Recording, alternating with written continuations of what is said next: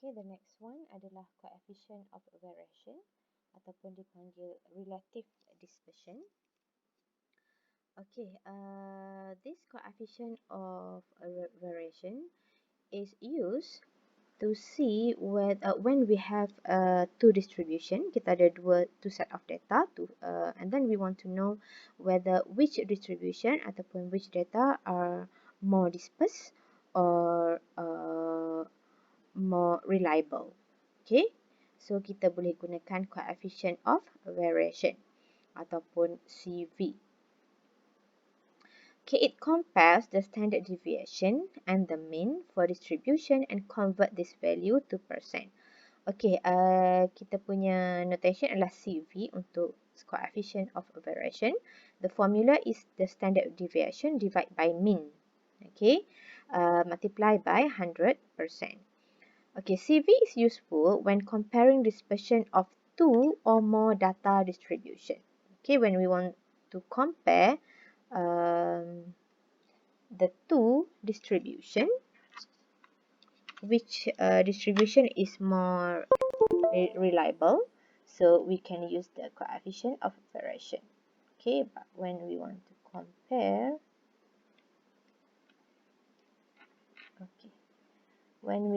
compare, dispersion of two or more data.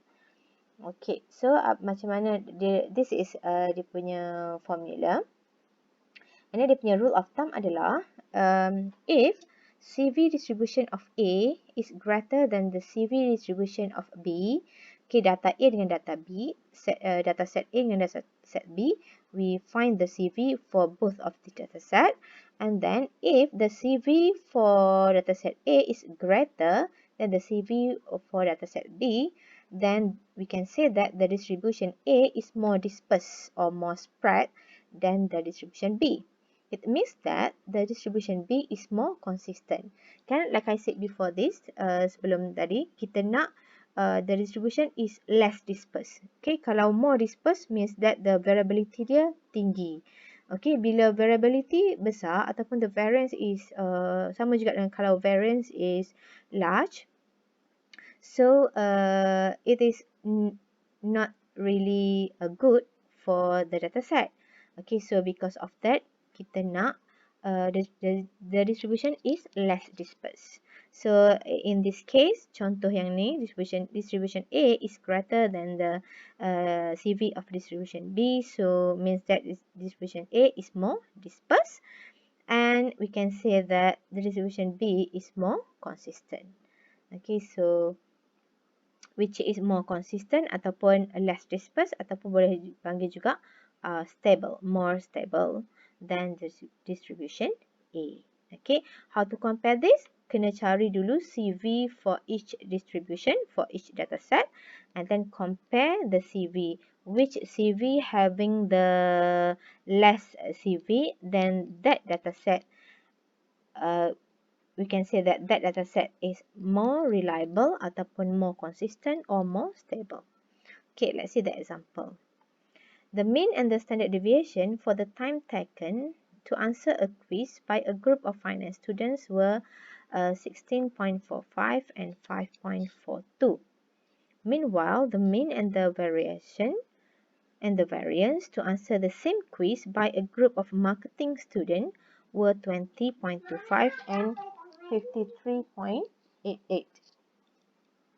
Determine which group of students have relatively more consistent in time taken to answer the quiz. So we have the information of the variable time taken to answer the quiz for finance students and marketing students.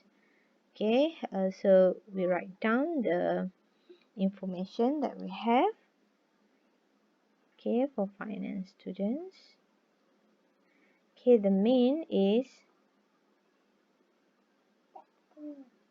16.45 and the standard deviation is 5.42. Okay, untuk marketing student,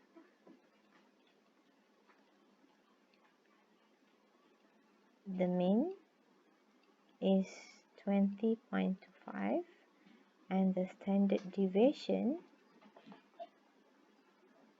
50 sorry, dia bagi kat sini the variance. Tadi untuk finance dia bagi mean dan standard deviation. Untuk marketing student dia bagi variance. So kena hati-hati dengan information given. Dia bagi you variance.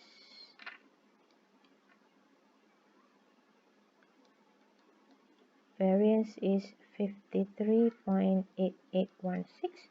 So the standard deviation will be the square root of the 53.8816. The standard deviation will be 7.3404. Okay, so we need to find the CV for both distribution. So CV untuk finance will be, okay, the formula is this, standard deviation divided by mean. Okay, so 5.42 divide with 16.45 multiply by 100. So what we get? So the answer will be 32.95%.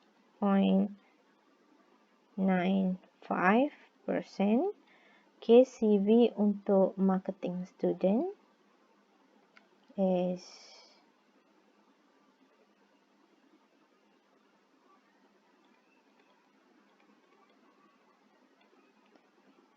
7.3404 multiplied by 100.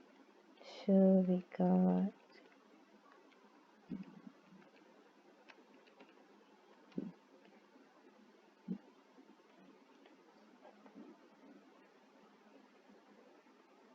is it true? Mean and the variance.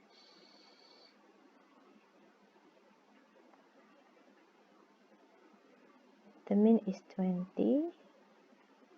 Oh sorry, yang ni saya silap tadi. Untuk CV, untuk finance, silap tadi sikit Kita padam balik. Should be mean divide CV, right?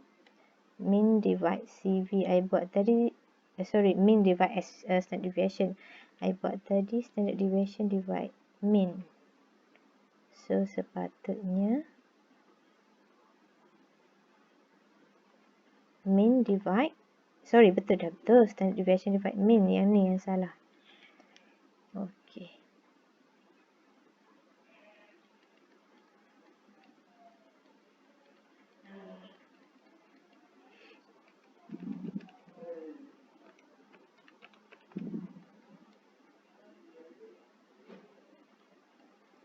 Okay, 0.95. Okay, here. Okay, sini yang saya silap tadi should be standard deviation divide dengan mean. So it is 7.3404 divide dengan 20.25.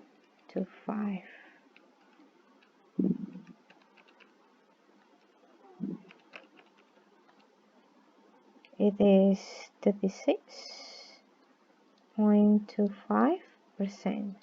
So soalan tanya, determine which group of students have relatively more consistent in time taken to answer the quiz. So the answer is finance students, since the CV for finance student is less than the CV for marketing students. So so the finance students have more consistent in time taken to answer the quiz. Right? Okay, the next one adalah measures of skewness, which is this method is used to see whether our distribution is normal or skewed. Okay, before this you have learned what is the shape of the distribution, how it is if the distribution is normal, if macam mana dia punya bentuk shape of the distribution skewed to the right and skewed to the left. So before this, we measure the skewness of the distribution using the histogram, using the stem and leaf plot, and also using the value of the central tendency, mean, median and mode. Okay, another method adalah kita boleh gunakan juga Pearson coefficient of skewness dan juga the value, the difference between mean and mode. Okay, the first one, the method one, to measure the skewness, is used to determine the difference between the mean and the mode. Okay, the difference between mean and mode. Okay, the first one, when we find the difference between mean and mode, if the value is positive, so we can say that the distribution for the set of data is skewed to the right ataupun positively skewed. So means that kalau mean minus mode akan dapat value positive, means that mean ni more than the value of mode, right? Okay, kalau the difference is negative, so we can say that the distribution is negatively skewed ataupun skewed to the left. So yang kedua ni, seems that the mean is less than the mode value. Okay, yang tiga, if the difference between mean and mode is 0, so means that mean and mode is equal, we can say that the distribution is symmetrical ataupun normal. Okay. Yang kedua, gunakan Pearson coefficient of skewness. This is two formula dipanggil Pearson coefficient of skewness. Whether kita gunakan mean, mode dan standard deviation ataupun kita gunakan mean, median dan juga standard deviation, it will give the same conclusion. So macam mana kita nak conclude whether the distribution is normal ataupun skewed? Sama juga macam tadi. If the value of skewness here is positive, so the distribution of the dataset is skewed to the right ataupun positively skewed. If the value of skewness yang kita dapat dekat sini adalah negative, the distribution is skewed to the right ataupun positively skewed. If the value of skewness yang kita dapat dekat sini adalah 0, means that the distribution is normal. Okay, let's see the example.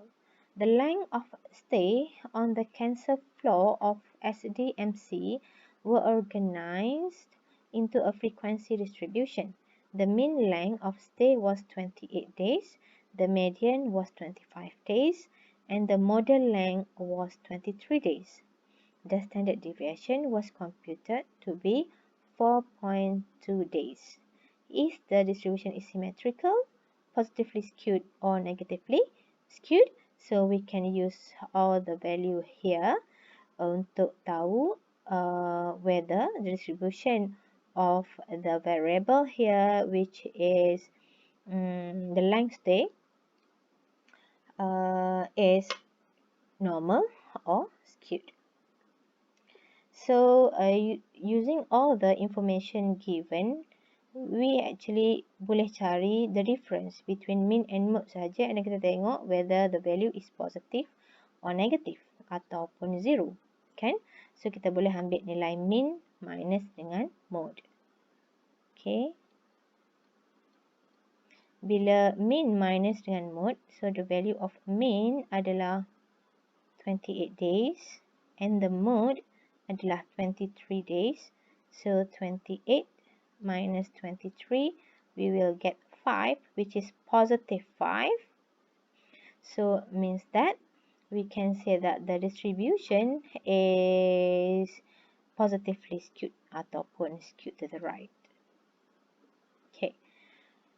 So dia tanya juga, what is the coefficient of the skewness? Coefficient of skewness, we can use using the Pearson coefficient of skewness. Whether to use this formula or this formula is up to the researcher.